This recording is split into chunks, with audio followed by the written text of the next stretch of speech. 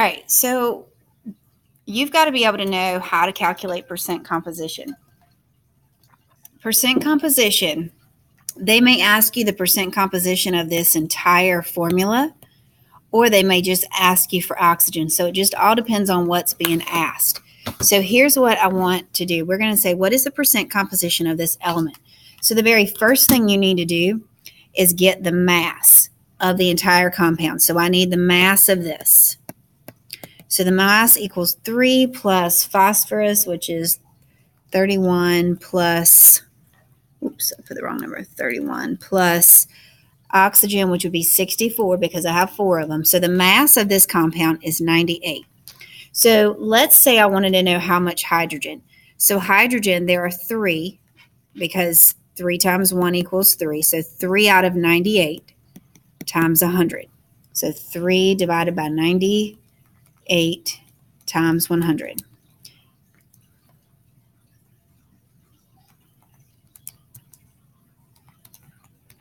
Which gives me 3.06%.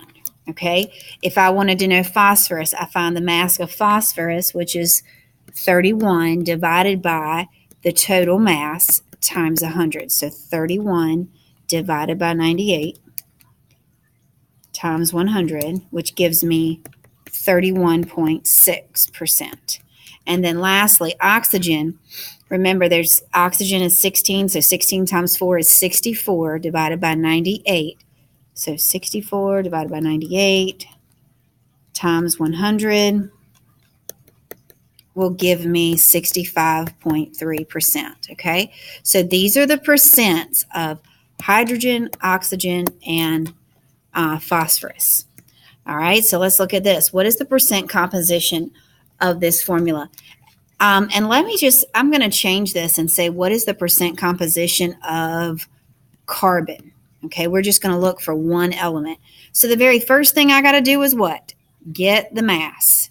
All right, so my mass is 12 times 14 plus 18 plus 14 times 2 plus 16 times 5. So my mass is 294. So if I want to know the percent carbon, carbon is 12. I've got 14 of them.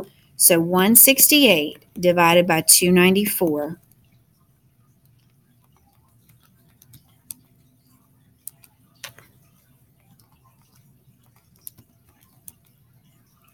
times 100 is going to give me 57.14%.